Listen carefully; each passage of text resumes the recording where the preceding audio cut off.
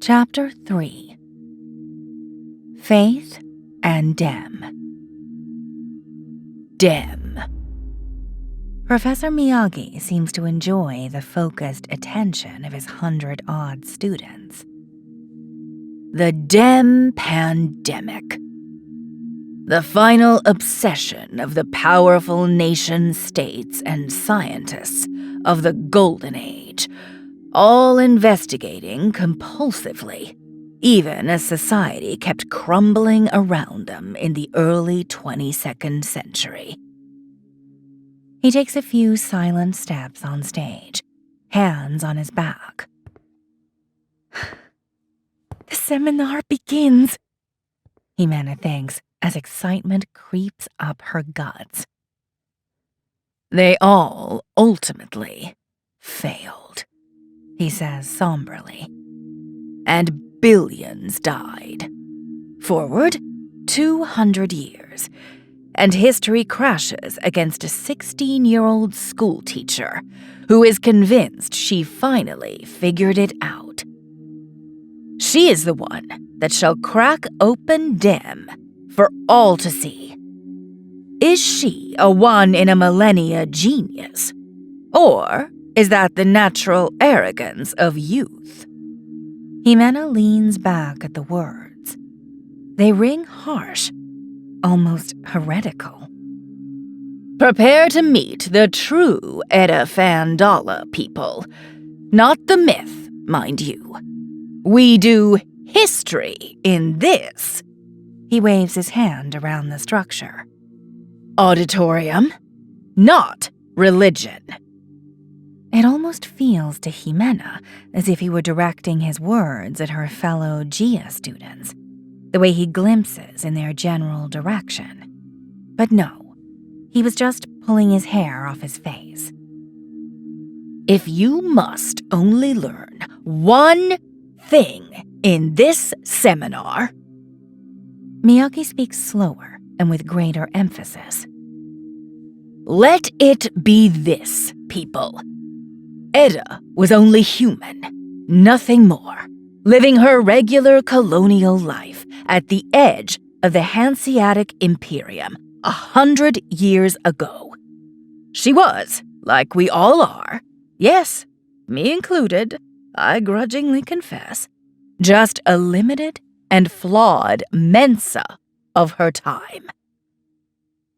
Jimena scoffs and recites to herself, a bullet is just a piece of metal until it kills an emperor. Very poetic. The redhead Neanderthal sitting to her right is smiling at her with appreciation. Jimena blushes at the unsolicited attention and keeps her eyes firmly locked on the stage below. And yet, Miyagi continues, there was undeniably something extraordinary about this girl. What she brought upon the world is not the product of the common man. She had the walking talent of a goddess, the Neanderthal next to Jimena whispers. She involuntarily turns her head to him and meets his large blue eyes. His prominent Neanderthal brow ridge enhances the intensity of his gaze to an almost hypnotic level. His wide smile broadens. Name's Mark, he says, extending his hand. Jimena blushes intensely. She is not used to masculine attention, and most definitely not Neanderthal. Luckily, her manners go on autopilot, and she shakes his hand blandly. First time she touches a Neanderthal, she thinks with apprehension. No, second. There was also Ankh before. The global program is churning surprises faster than her provincial mind can cope with. Didn't catch your name. Mark's eyes pierce hers. Jimena. Jimena, Mark pronounces slowly, like he is savoring it. Beautiful name. and exotic. She cannot blush further. Her dark skin is hopefully hiding it, but she doubts it. Dream permascapes are treasonous that way. She mutters something resembling a non-committal word of thanks and hastily turns her eyes back to Professor Miyagi. He is pacing in silence along the rim of the stage, leisurely, squinting at the sun that bathes the amphitheater. Himena can even feel its balmy warmth on her face. Miyagi approaches Aang, who is sitting with her stunning female elegance, next to a Wudai machine in the shape of a small round table. From her bench, Himena can see the actual Wudai in the device. Green tendrils of ivy-like vegetation slowly withering around and inside copper-colored metallic components. Wudai are, at their core, highly psychically reactive creatures, not quite plants nor animals, but something else entirely. The true wonder at the heart of the DreamTech revolution. "Is Bob ready?" Miyagi asks, pointing at the machine. Aang nods.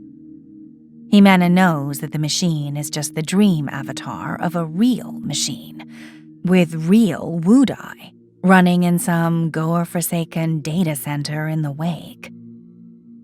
"Great. Then let's watch Edda in action, shall we? Determined to solve once and for all the largest mystery humankind has ever faced. Okay then." Miyagi turns slowly to the Wudai machine, almost hesitantly. "Bob, can you, turn on?" Acknowledged. The machine, Bob, replies with a distinctively artificial female voice that Himena hears directly inside her mind. "Do state archive." He speaks slower and louder. "Yes, please grab the latest draft of Rise and Fall of the Youth." Acknowledged. "Do state index of reproduction." "Index of—" Miyagi turns to Aang with a frown of frustration. "What?" "Let me," Aang says with a firm shake of her head. "Bob, load tag 6th of December, 2399. Acknowledged. Do state perimeter of rendition." Aang speaks like she is taking notes on a recorder. "Expand rendition to permascape global prog dot history dep dot loondev dot edu." Bob vibrates for a few moments. "Detected 120 mines in 1 million cubic feet of permascape. Do confirm." "Confirmed," Aang says.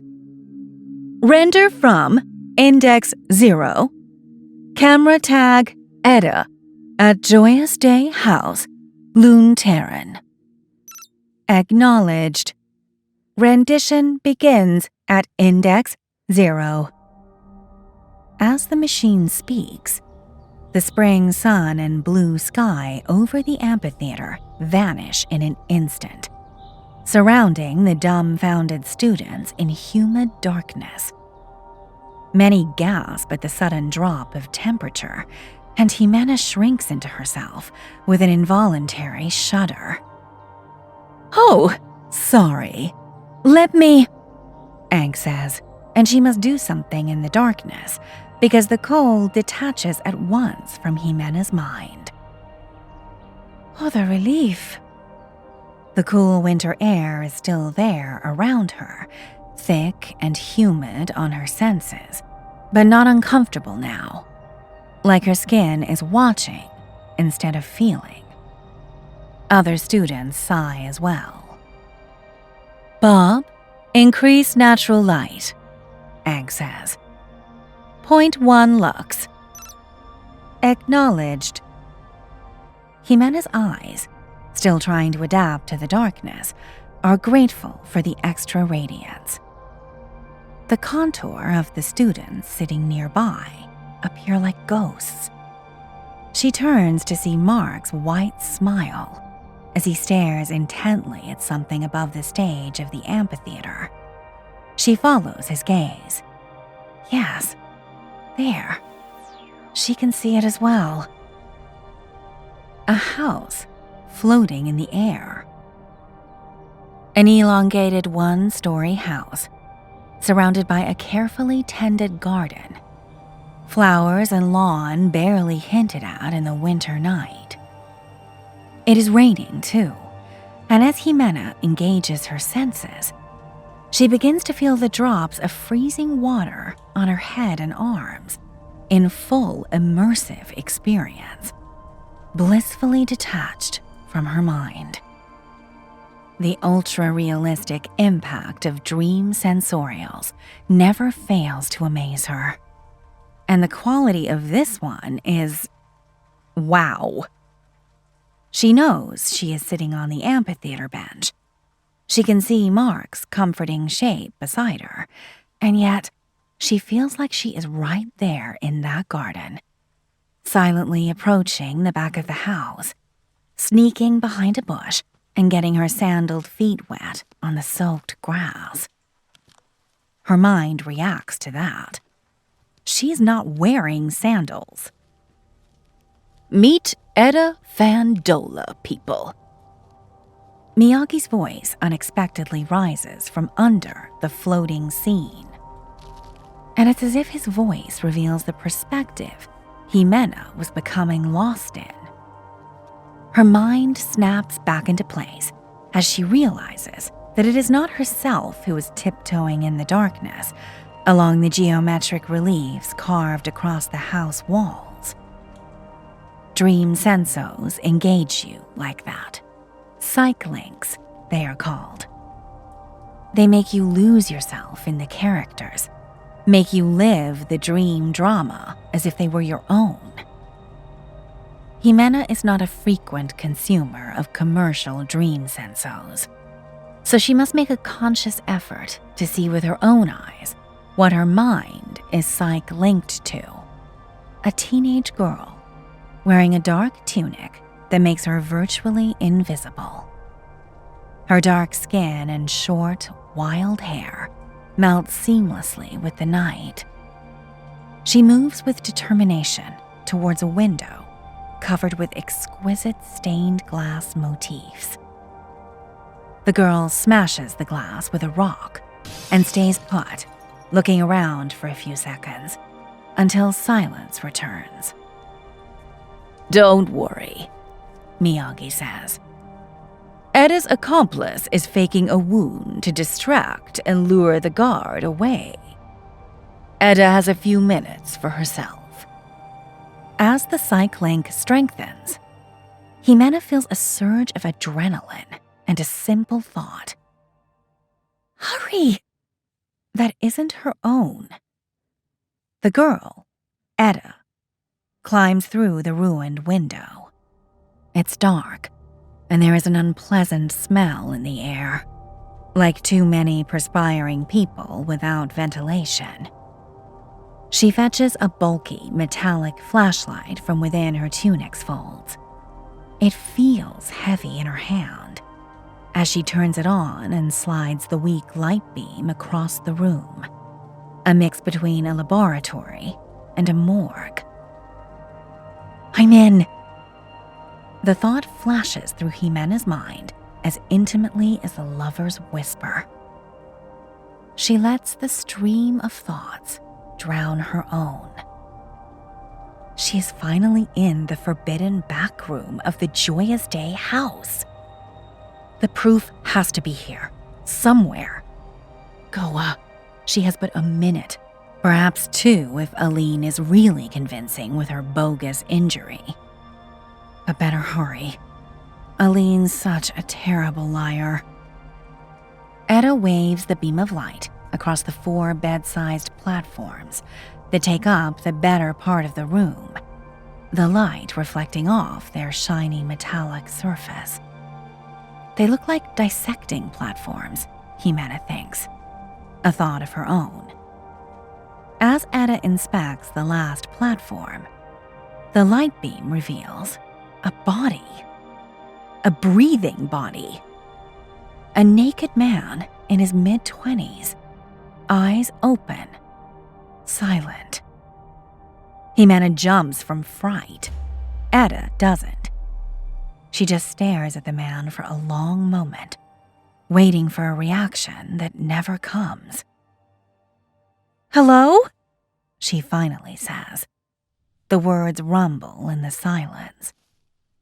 No reaction. She approaches the man, who keeps staring at the ceiling like she wasn't there. Then she recognizes him. "Elder Meerman! Are you okay?" Etta waves a hand across his line of sight. No reaction. "This is Etta. Your evening school youth 2 years ago?" Nothing. Etta inspects the platform, which seems inhumanely cold under the exposed body. There are traces of feces around his buttocks. Somebody is taking care of him, but not thoroughly enough. Etta waves the beam of light at his green eyes. The irises dutifully contract. "What have they done to you?" Etta gulps and gathers her thoughts. She was there, like most in the colony, to bid Elder Meerman farewell in his joyous day. That was, 10 days ago? 2 weeks max? And he was the happiest and liveliest man in the party. Look at you now. Jimena can feel Etta's pity and anger rising up her own guts. There's only one explanation, Etta thinks. Poison. So simple. She knew it all along, and by Goa, she is going to uncover the truth. DEM is not a disease. DEM doesn't really exist. Never did. Just a myth. Drilled down for generations by questers and the rest of the hierarchy of Oz head. Just a lie to keep people compliant. Yes, good old hunger for power. It is so simple, isn't it? Administer dumb-making poison to every adult when reaching 27 years of age. Adorn with an involved ritual, the joyous day, to give it a shell of religious legitimacy. And the result? A compliant population, forever young and, crucially, too ignorant to ask the hard questions. Well, she sure as damn is going to ask them. But she needs evidence. She needs... Who's there? Etta and Jimena jump at the sudden shout. There's a man behind the only door to the room. The guard. Fuck, Aline. Too early. I know you're there, the guard says. His steps are closing in. Don't move. Quick, she needs proof, or it will all be for nothing. Goer's mercy. Where would they keep the... She frantically turns the beam of light towards the other platforms. Nothing. They are empty. The guard pushes the door, but it doesn't budge. Thank Goa. It's locked. The guard begins to fumble with a set of keys. No time. Etta turns her flashlight to the white laboratory cupboards lining the walls. Are those? She runs toward the nearest shelves, where a neat line of transparent vials holds some sort of thick-looking liquid. The door blasts open. The guard stands there, panting, dumbfounded, staring at her flashlight not 15 feet away. No. She must have the evidence. Freeze! Who are you?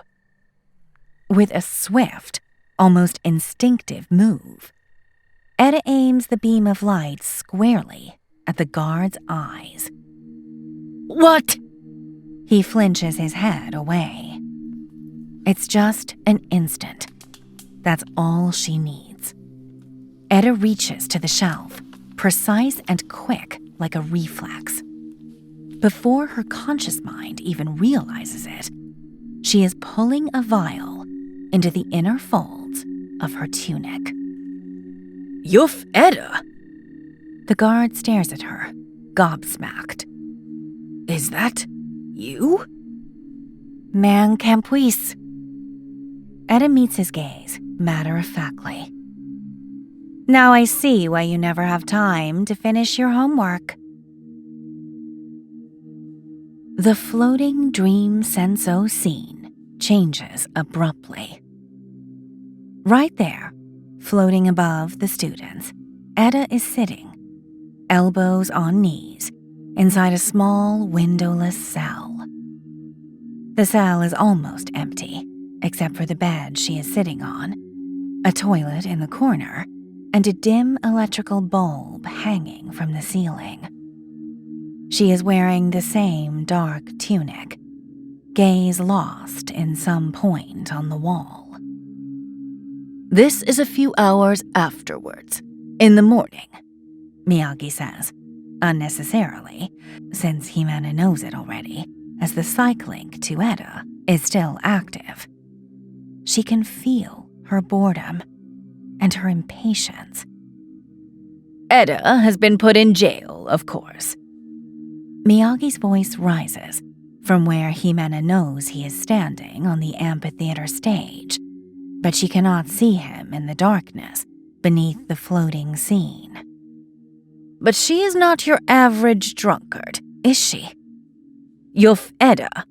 Yuff is a title of respect for female schoolteachers in the broader region, is quite popular in her native colony of Loon Terran, or perhaps controversial is a more appropriate word.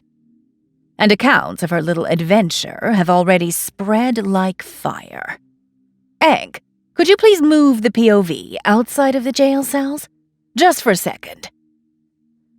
Himena can only imagine Ankh down there, waving her hands at Bob, or whispering at it, or whatever DreamTech engineers do to manipulate dream sensorials.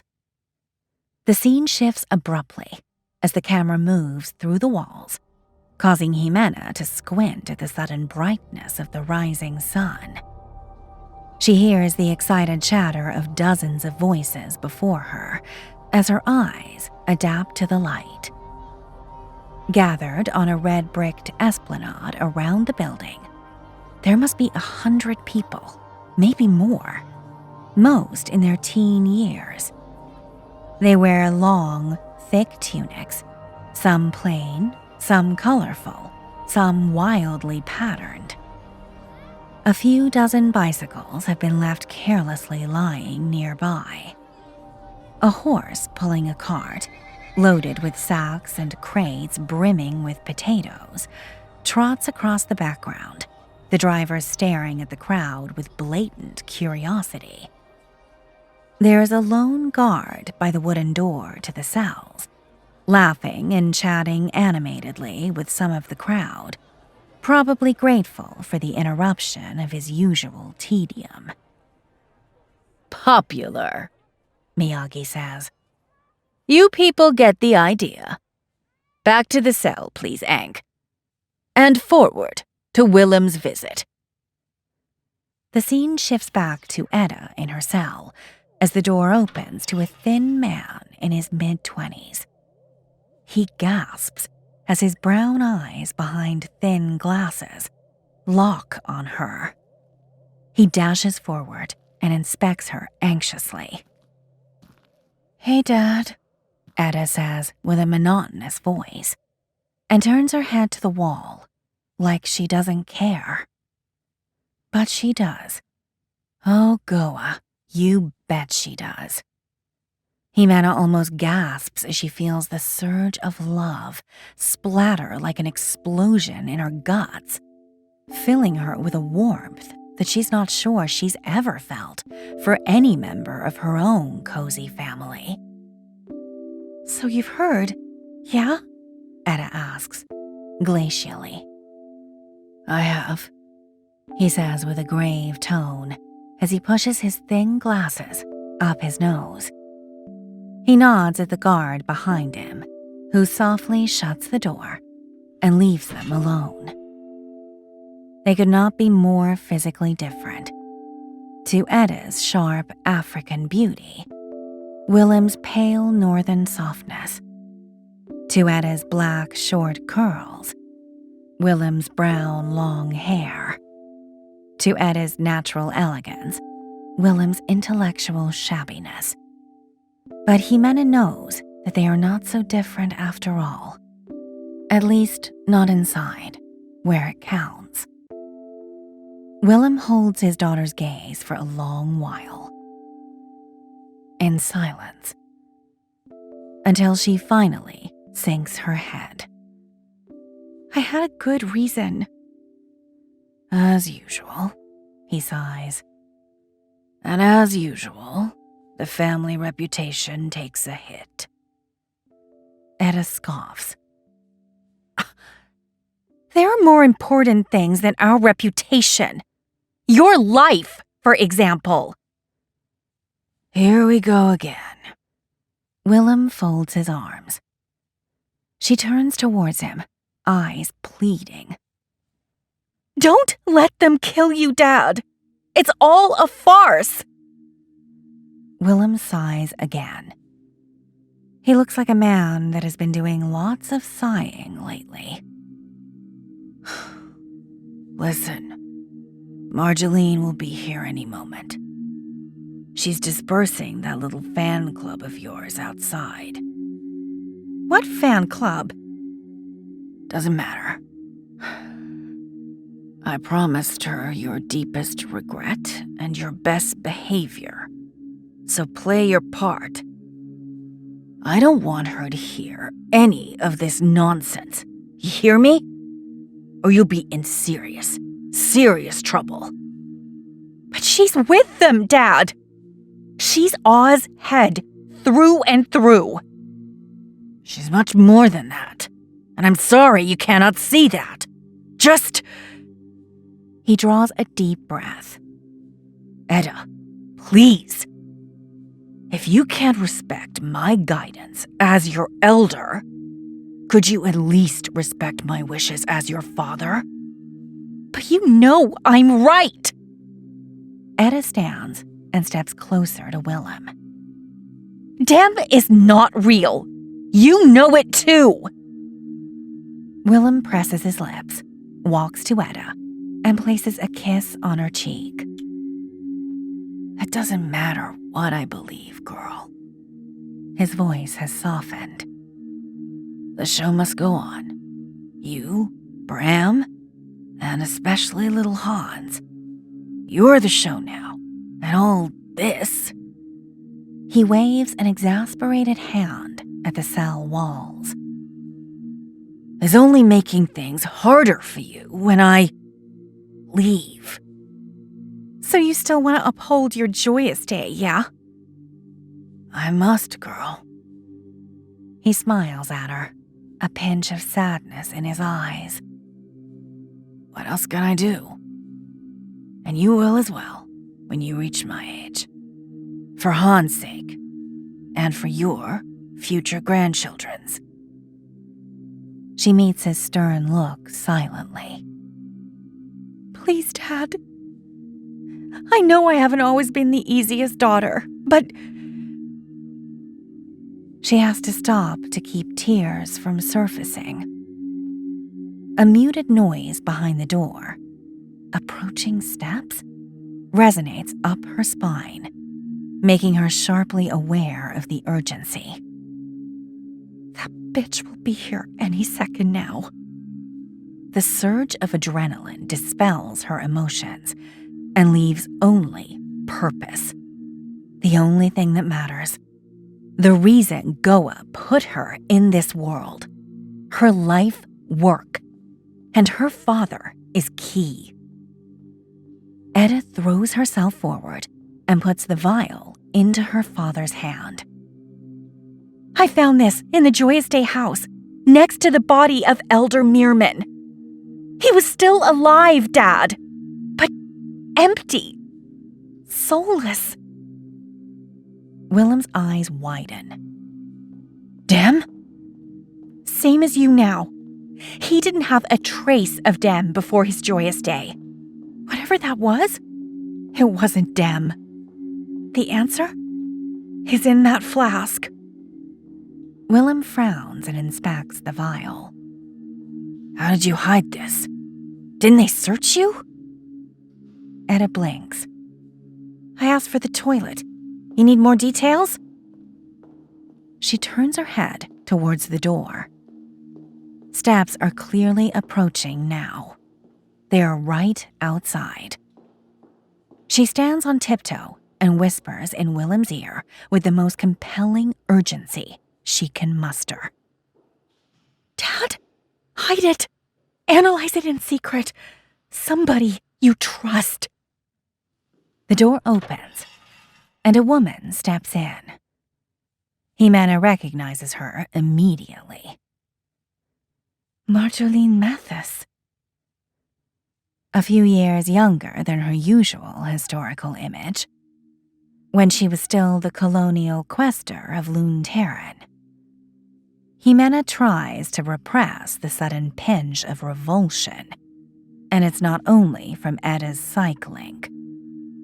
It's been 100 years since the Dream Wars, but its scars still run deep, especially in the Goa's Imperia of the Americas. Look at her, Jimena thinks.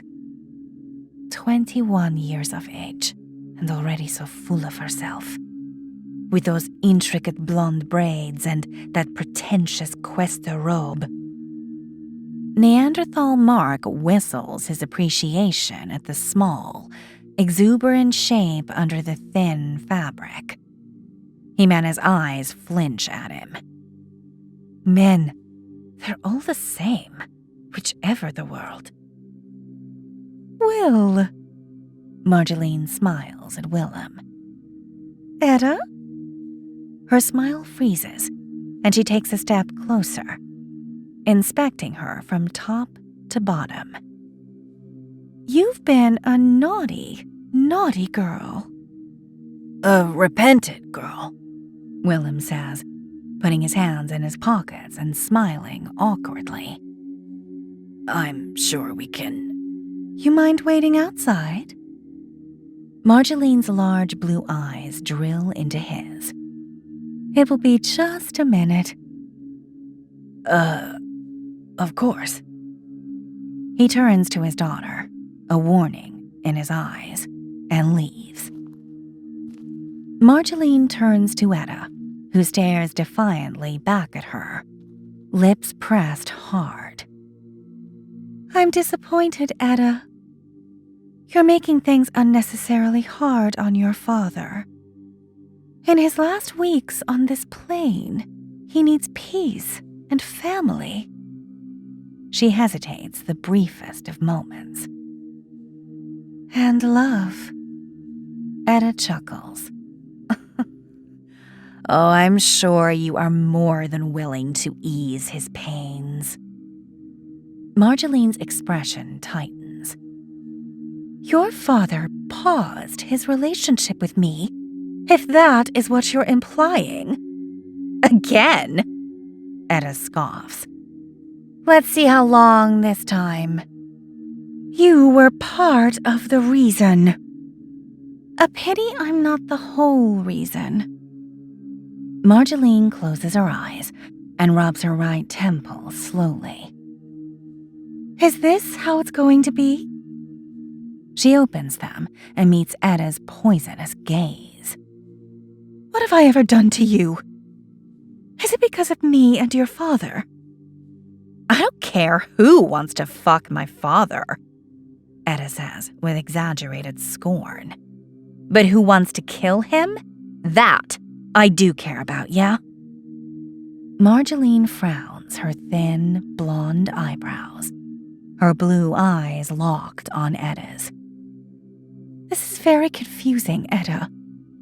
Are you implying that I want to kill your father? Yes, same as Elder Meerman. You poisoned him. You're poisoning all of us, and in 2 months, it's my dad's turn. Marjolaine's eyes widen, her expression honestly baffled. She opens her mouth as if to speak, but says nothing. Oh, Edda, Jimena thinks, feeling her rage. I hear you, but perhaps you should be a bit more subtle? I've seen what Oz Head has done to Elder Meerman, Edda says. I'll tell everybody. Elder Meerman has dem, Edda. Marjolaine speaks softly, as if Edda were a little kid. End phase. He is already in Goa's embrace. What you've seen is just his mortal carcass. The incineration is planned for tomorrow. He had no dem. We all saw him during his joyous day. He was alive and happy. What I saw in the joyous day house? Edda shudders visibly. Dem. That's what you saw. What a coincidence, yeah? Nobody's seen dem for generations, but when a person enters the Joyous Day house, they get infected. Edda clicks her fingers. Like that. It's not a coincidence. Marjolaine's voice is soft and patient. She's once more the quester, explaining Oz's faith, the faith of Goa, to a recalcitrant child. We are all infected with dem, Edda, from the day we are born. But the human mind is marvelous. Goa's most prodigious creation in the universe. Our brain can resist the constant pressure of dem for a whole quarter of a century. It used to be more, much more, they say. There are chronicles of people that turned 100. But as the second collapse sped up, dem got increasingly vicious and killed ever earlier. Until, you know your scriptures, Edda. Kaya Fahi and her revelation of Goa's gift. Were it not for our first pontifex, we would not be here today. Nobody would. Don't give me this sermon, Quester!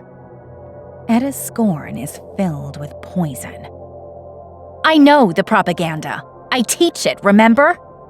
The whole lot. How Faye founded the oh-so-holy Imperia of Goa that saved the last humans from barbarism and extinction? What does that have to do with, it's not propaganda, Edda? It's the truth. It's history. And it has everything to do with Elder Meerman. In the Joyous Day house, we perform sacred rites and treatments that have been perfected for centuries. My Joyous Day specialists assisted Elder Meerman to let go of his soul in peace, without suffering, with dignity. That's my office's last blessing. Her lips curve into a faint smile. The head of Goa is not evil, Edda. We take care of all our children. There's just no alternative to the rites of the joyous day, other than the agony of Elder Meerman and his family, as his mind vanishes relentlessly for weeks until nothing remains. I know it sounds complicated, and it sure as damn is, but let that be the concern of Oz head, not yours. Yeah, how convenient. How fucking convenient. Etta's sarcasm removes Marjolaine's smile like a slap. To keep us all ignorant and harmless, making sure we die before we can pose a threat to Ozhead's power, yeah? Not a single tyrant in history has ever come with such an exquisite tool of control. She scoffs. No need to repress your people if you kill them early enough. Brilliant. And yet, the joyous day comes a far second place in the perfect tyrant's toolbox. Marjolaine takes a deep breath. I know I'm going to regret it, but please enlighten me, Etta. What's the first? Mind control, of course. Or in other words, religion. Jimena gasps in emotional confusion. So far, Etta's rough feelings against Marjolaine resonate with her. But now, the sudden dissonance takes her by surprise. And it's not pleasant. On one hand, she is feeling Etta's anger as her own, even as it boils into righteous hate. But at the same time, she feels her own beliefs attacked, hammered even, by her words. Go as mercy, Etta. Marjolaine throws a nervous glance at the closed cell door. Never let anybody hear you say that. It's heresy. It's truth, Etta shouts. Faith and Dem are the two faces of imperial power. Enough of this lunacy, Etta! Marjolaine's voice has changed. It is cold and stern. Enough of your childish conspiracy theories. As teacher, as Yuf, you hold a public office, and you have the same sacred responsibility I have to keep harmony in Lune Terran. A teacher must teach the truth, Quester. Oh, Goa! You'll flog a dead horse until... Marjolaine shakes her head. Can't you see what you've done already? Etta folds her arms and holds her gaze in silence. Your excursion to the Joyous Day house? That was desecration, Goa's mercy. Of place, of art, and, much worse, of soul. Etta's eyes narrow. Jimena feels the fire of her rage, but Etta keeps her expression cool. Marjolaine sighs heavily. The Meermans are asking for maximum reparations and removal of your office. Removal? Etta's eyes widen. No, you can't! My students! I know what you mean to them. I just spoke with a few outside. But I also have a responsibility to them and to everybody in Lune Terran. To be honest with you, Etta, I'm not sure you deserve the public pulpit, and by allowing you to keep it, I might be harming not only your students, but also yourself. Etta blinks in silence. Jimena feels her anger dissolving in fear, paralyzing her. Marjolaine continues. And it's not just your students that you're harming. Aline is in the cell next door. Why? Aline didn't, because she's your friend, That's why. She follows you everywhere like a puppy, same as your students. Where are you taking them, Edda? Do you even care? Edda's voice is unnaturally weak, but her thoughts and feelings flow strongly through the psych link. She's a Yuf, and teaching is her life. The life of every Vandola. Their calling. What would Dad say if, with the trust of followers, comes the responsibility of leadership? And it's a heavy burden, believe me. Please tell me you understand what I'm saying. Edda nods in silence and sinks her head. Marjeline takes a deep breath. I want to believe you. I don't know if I do, but I'm giving you the benefit of the doubt. For your students. And for your father. He doesn't deserve this. Not in his last weeks. She lifts her chin and watches Edda in expectant silence, as if waiting for a word of gratitude.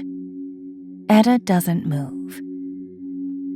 Hold your temper, Edda, Jimena thinks. Very well, Marjeline continues in a formal voice. This year's karma increase to the Fandolas is hereby reassigned to the Mermans in concept of reparation. You shall spend one more night in this cell.